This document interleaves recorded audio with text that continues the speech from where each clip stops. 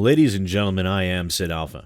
And more often than not, asset flippers and scum developers are relatively easy enough for most people to spot, and as such are generally overlooked by most consumers that browse the Steam gaming market.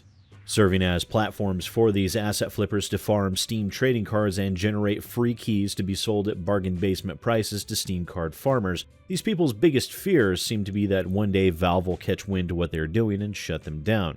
As a result of this, it would seem that a few of these asset flippers are diversifying their holdings, as it were, in case one avenue of their revenue stream gets shut down. Such is the case with Berdyev, a person that has been featured on this channel multiple times in the past. This person is responsible for such instant classic asset flips such as Space Odyssey, an unaltered flip of the Unity store package Space Journey, which is, of course, not to be confused with Berdyev's Space Journey, which is an asset flip of another game entirely. Berdyev claims he is no longer affiliated with the Elusive Team, a group of asset flippers still functioning on the Steam storefront, and as such, Berdyev started up BC Interactive, the one responsible for Dead Inside, one of the now many asset flips on the Steam storefront of the Unity package Ultimate Survival. This package has slowly become so prevalent it is beginning to rival Unit Z in its popularity with asset flippers. And after being thoroughly outed for his continued posting of asset flips and his exceptionally condescending and despicable behavior, it would seem that Berdyev has decided to start up a new company titled Red Square Studios, in which he has posted 2 asset flips onto the Steam storefront already. Hotel 1995, which could at best be considered a bare-bones framework for a walking simulator, which Berdyev continues to have the gall to post for $7, and Fidget Spinner Simulator, which is on your screen now.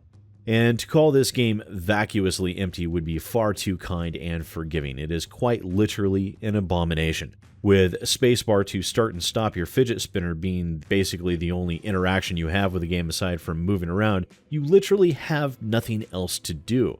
As you move, you don't even go across the ground because even that much programming is far too much effort to be had. And most of the time you find yourself clipping through the ground, trees, rocks, or casually sailing through the air. There's absolutely nothing to do within the game at all, and on the other level, it's literally a wire mesh track with no ground and a bunch of copies of your own character that performs the same actions you do, except they move slightly faster for some reason. Of course, people did not take kindly to this game, and the only reason why it is even sitting at a mixed rating on the Steam storefront is due to a combination of joke reviews and reviews for keys. It's also been reported that Berdyev has been in contact with Valve moderators to try and have reviews pointing out his disgusting actions and behavior removed from the Steam storefront, citing that they are off topic. And I know that some people will question how these 3 groups are tied together. Well, it's actually thanks to Valve and also partly to Berdyev's continued laziness that it was relatively simple to find. On the Steam support page for Escape the Island, a game by Elusive Team, we see that Berdyev's email address is listed as the official support number. And then again, we see it here with Space Odyssey by BC Interactive, that the same email address is listed as the official support contact. And finally, here we have the support page for Fidget Spinner Simulator by Red Square Studios, and once again, the same email address. So it would seem that Berdyev has embarked on this, the next evolution of the unrepentant asset flipper, by continuing to create sock puppet developer accounts. This will, of course, cause even more severe issues identifying games by known asset flippers, and it will make it harder for Valve to combat this sort of thing if they should ever become inclined to do so. And I wish I could say he was the only one. So far, the efforts of the research team at Sentinels of the Store have uncovered 3 additional groups that make use of sock puppet accounts. And as this is the case, we have no way of knowing for certain how widespread this is or even if all of them have been identified.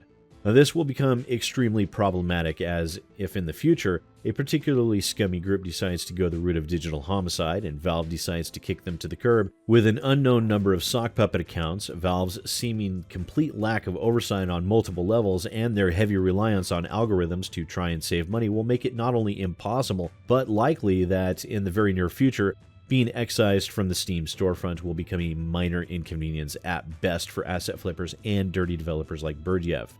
And especially in light of what has been discovered thus far, I will be working with the Sentinels of the Store to redouble our efforts to make sure that asset flippers and those dirty devs of the world are yanked into the light, hopefully making room for some legitimate independent developers to be able to gain the visibility that they so very much deserve. Once again, ladies and gentlemen, I am SidAlpha, and I'll see you next time.